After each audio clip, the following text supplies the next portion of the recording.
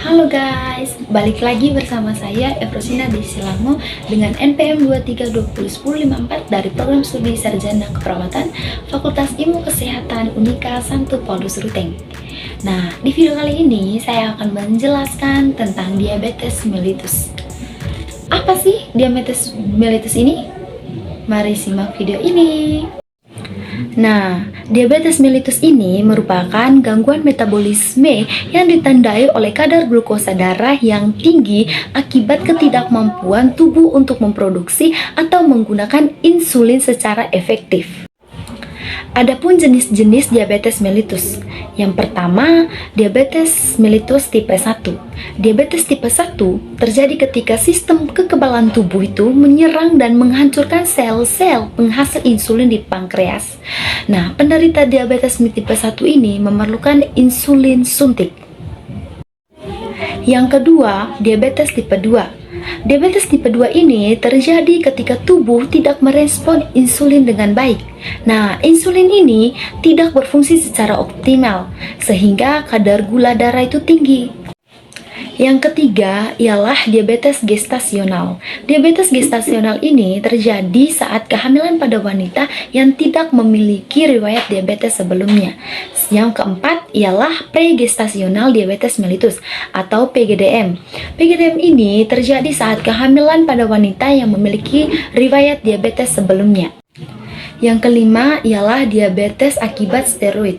Steroid ini merupakan golongan obat keras yang dapat menekan sistem imunitas tubuh. Kita masuk di gejala-gejala diabetes mellitus. Gejala ketika kita mengalami diabetes mellitus, yang pertama itu sering buang air kecil terutama di malam hari. Yang kedua, sering merasa haus, sering merasa lapar, penurunan berat badan tanpa sebab, penglihatan kabur, mudah lelah, luka yang sulit disembuhkan, gatal di daerah kemaluan pada wanita, keputihan pada wanita, dan impotensi pada pria. Itu adalah gejala diabetes mellitus. Yang berikut ialah pengelolaan diabetes mellitus. Pengelolaan diabetes mellitus yang pertama ialah pola makan.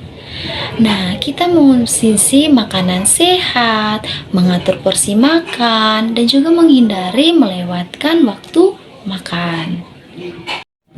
Yang berikutnya ialah berolahraga secara teratur, menjaga berat badan tetap ideal, memeriksa gula darah secara optimal, mengelola stres, istirahat cukup dan hindari bergadang, terus mempertahankan kadar vitamin D secara optimal, dan menghentikan kebiasaan merokok.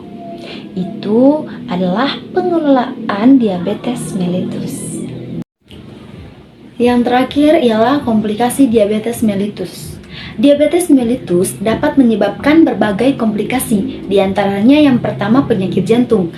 Penderita diabetes mellitus berisiko lebih tinggi mengalami penyakit jantung termasuk serangan jantung dan juga stroke. Yang kedua adalah gangguan ginjal. Diabetes ini dapat merusak pembuluh darah ginjal yang dapat menyebabkan gagal ginjal. Yang ketiga adalah retinopatik diabetik. Diabetes mellitus ini dapat merusak pembuluh darah pada mata yang dapat mengganggu penglihatan dan dalam kasus yang berat dapat menyebabkan kebutaan. Yang berikutnya ialah neuropati diabetik. Diabetes mellitus ini dapat terjadi kerusakan saraf yang umumnya itu terjadi pada kaki dan juga tangan. Yang berikutnya ialah aterosklerosis.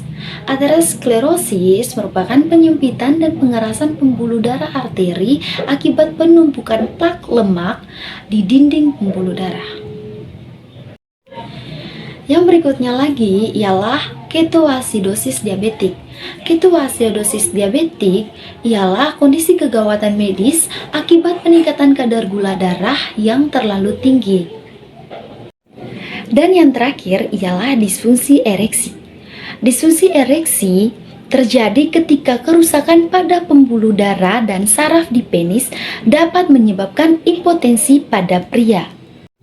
Oke teman-teman, jadi itu adalah penjelasan tentang diabetes mellitus. Nah, di sini saya akan menyimpulkan dari materi yang saya bawakan. Penting untuk mengenali gejala dan juga risiko diabetes mellitus, serta melakukan langkah pencegahan dan juga pengolahan yang tepat untuk menjaga kesehatan. Edukasi dan juga dukungan dari tenaga medis sangat penting bagi penderita diabetes mellitus. Semoga materi yang saya bawakan dapat bermanfaat bagi teman-teman semua.